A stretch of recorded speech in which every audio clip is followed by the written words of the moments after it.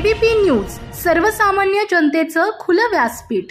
मराठा आरक्षणासाठी मनोज जरांगे पाटील यांनी अंतरवली सराटी येथे उपोषण सुरू केले आहे। या आंदोलनास पाठिंबा देण्यासाठी रविवारी नवी मुंबईतील मराठा समाजाकडून लक्षणीय आत्मक्लेश व अन्नत्याग उपोषण मराठा समाजाला ओबीसी कोठ्यातून आरक्षण मिळावे, सगळे सोयऱ्यांची अंमलबजावणी करावी या मागणीसाठी मनोज जरांगे यांनी अंतरवली सराटी येथे 5 दिवसापासून उपोषणाला सुरुवात केली।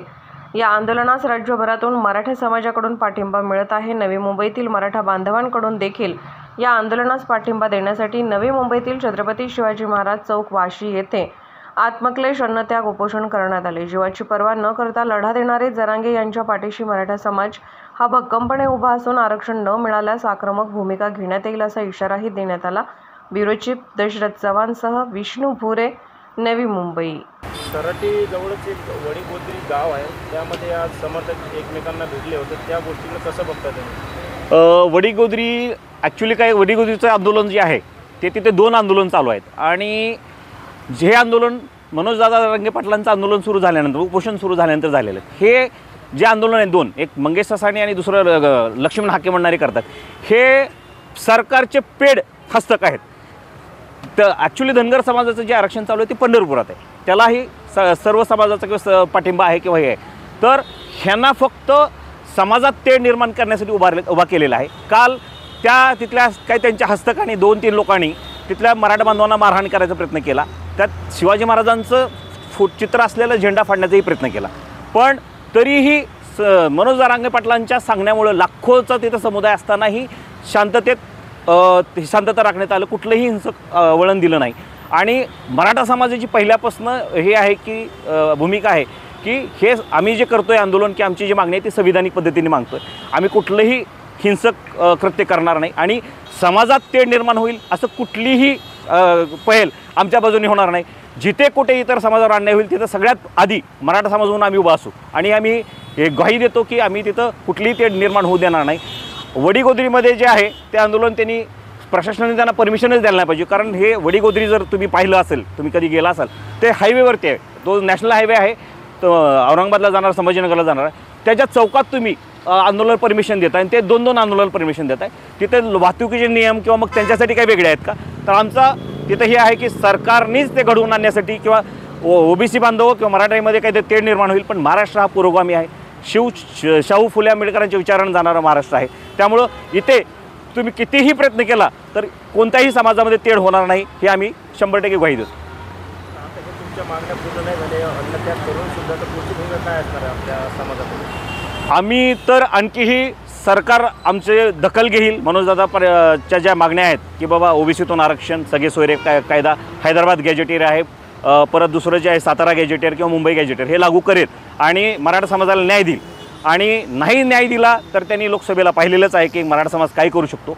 आणि जर समजा सरकारने आमची दखल घेतलीच नाही तर मनोजदादा जरांगे पाटील जे ठरवतील ते आमचं धोरण असेल, ते ठरवतील ते तोरण असेल आणि ते जे म्हणतील त्याप्रमाणे 100% मराठा समाज त्यांच्या मागे उभा राहील। त्यासोबत आमच्यासोबत इतर ओबीसी बांधव जे आहेत, मायक्रो ओबीसी किंवा इतर आहेत किंवा काही मुस्लिम आहेत किंवा दलित संघटना आहेत, ते येईल आणि त्याच्यानंतर आम्ही 100% ह्या सरकारला किंवा जे काय असतील त्यांना सगळ्यांना धाडा शिकू। नक्कीच आज बसलो आहे। आता आज बसला तुम्ही 12 तास होऊन गेले असतील, तर कुठल्या नेते मंडळी तुम्हाला भेट दिली का किंवा तुम्हाला सपोर्ट करण्यासाठी फोन आले? नाही, नेता म्हणून नाही, पण काही इतर म्हणजे काही पक्षांचे जिथले आहेत पदाधिकारी तेही नक्कीच भेट देऊन गेलेले आहेत, त्यात समर्थन देण्यासाठी।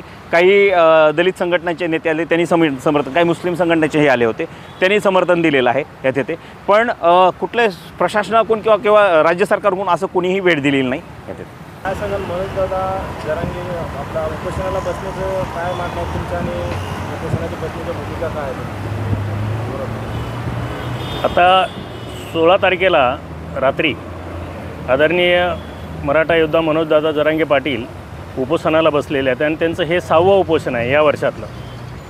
6 उपोषणं झाली तरीही या सरकारला कुठलाही घाम फुटत नाही किंवा कुठली निर्णय घेण्याचं काही त्यांचं धोरण दिसत नाही आणि म्हणून त्यांनी पुन्हा हे 6वं उपोषण चालू केलेलं आहे। आणि मागच्या काही दिवसापूर्वी आपल्या एपीएमसीमध्ये मोठा मोर्चा होता, हजारोच्या संख्येने त्यांचे समर्थक होते, त्या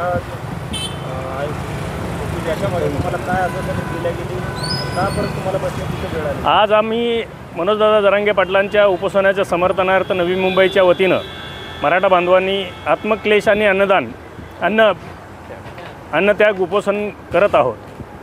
त्याचं कारण असं आहे की या चौकामध्ये, छत्रपती शिवाजी महाराज चौकामध्ये, या राज्याचे मुख्यमंत्री आदरणीय एकनाथ शिंदे साहेबांनी आम्हाला विजयाचा गुलाल उधळवला होता, परंतु आणि जाता जाता मनोजदादा जरांगे पाटलांनी हे सांगितलं होतं की हा गुलाल उधळलेला जो आहे त्या गुलालाचा मान राखा, इज्जत राखा, त्याला धोका देऊ नका। हे सांगितल्यानंतरसुद्धा या राज्याच्या मुख्यमंत्र्यांनी मराठा समाजाच्या तोंडाला पानं पुसलेले आहे। आणि म्हणून इथे आत्मक्लेश याच्यासाठी करत आहोत आम्ही की जसं त्यांनी गुलाल उधळला तसा आम्हीही आमच्या अंगावरती विजयाचा गुलाल उधळून घेतला होता, परंतु ते दिलेलं आरक्षण हे टिकणार नव्हतं किंवा सगळे सोयऱ्यांचा जो GR काढला होता तो त्यांनी अंमलात आणला नाही, आणि म्हणून एका अर्थाने मराठ्यांची दिशाभूल केलेली आहे या मुख्यमंत्र्यांनी। म्हणून हा आत्मक्लेश आम्ही मराठा समाजाच्या वतीनं करत आहोत।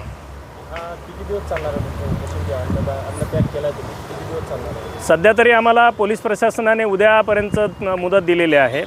जर उद्या आणखी वाढवून मुदत दिली तर ते कंटिन्यू करणार आहोत। तर काय सांगाल, आता गेले कित्येक दिवसापासून मनोजदादा जरांगे उपोषणाला बसतात, आंदोलनं करतात, त्यांचे समर्थक पण वेगवेगळ्या जिल्ह्याच्या ठिकाणी पूर्ण महाराष्ट्रभर उपोषणाला बसतात, तर अशी वेळ का आली आणि सरकारकडून काय काय आश्वासनं दिल्या गेली, पण अशी परत वेळ काय येते उपोषण? बघा, आपण जर पाहिलं तर मागील 1 वर्षापासून संघर्ष योद्धा मनोजदादा जरांगे पाटलांनी आजवर अनेक उपोषणं केलेली आहेत। अनेकदा सरकारच्या वतीनं त्यांना आश्वासन दिलं गेलं, परंतु ते आश्वासन सरकारने पाळलं नाही। फेब्रुवारीमध्ये सगळे सोयऱ्याचा खरं तर अध्यादेश येणं आम्हाला अपेक्षित होतं, परंतु दुर्दैवाने सरकारने त्या ठिकाणी सगळे सोयऱ्याचा अध्यादेश न आणता पुन्हा एकदा फसवं SABC आरक्षण दिलं। 27 जानेवारी रोजी नवी मुंबई शहरामध्ये जेव्हा लाखोंच्या संख्येने महाराष्ट्रातून मराठा समाज आला होता, त्यावेळी या छत्रपती शिवाजी महाराज चौकामध्ये सरकारच्या वतीनं सगळे सोयरेची अधिसूचना त्या ठिकाणी देण्यात आली होती। आणि त्याचवेळी मनोजदादांनी त्या ठिकाणी सरकारला सांगितलं होतं का या उधळलेल्या गुलालाची आपण आब राखावी, परंतु दुर्दैवाने या गुलालाची आब राखली गेली नाही। आणि आज 6 महिने उलटून गेले तरी देखील त्या ठिकाणी सगळे सोयरे अधिसूचनेची अंमलबजावणी राज्य सरकारकडून करण्यात आलेली नाही आहे। जो गुलाल उधळला गेला तो गुलाल आमच्या अंगावर देखील त्या ठिकाणी पडला होता, आणि म्हणून या छत्रपती शिवाजी महाराज चौकामध्ये आजपासून आम्ही अन्नत्याग आणि आत्मक्लेश उपोषण या ठिकाणी सुरू केलेलं आहे। संघर्ष योद्धा मनोजदादा जरांगे पाटील यांचा उपोषणाचा आजचा 6वा दिवस, आणि तरी देखील सरकार त्या ठिकाणी त्यांच्या आंदोलनाची दखल घेत नाही आहे, आणि म्हणून त्यांच्या समर्थनार्थ आज या नवी मुंबई शहरामध्ये या उपोषणाची आम्ही सुरुवात केलेली आहे। आमच्याकडे पोलीस प्रशासनाने खरं तर आम्ही आमरण उपोषणाची परवानगी मागितली होती, परंतु पोलीस प्रशासनाने ती परवानगी आम्हाला नाकारली आणि 2 दिवसाचं या ठिकाणी आत्मक्लेश उपोषणाची आम्हाला परवानगी दिली। उद्या आम्ही हे उपोषण पुढे नेण्यासंदर्भात पुन्हा एकदा प्रशासनाला विनंती करणार आहोत, पत्र देणार आहोत। जर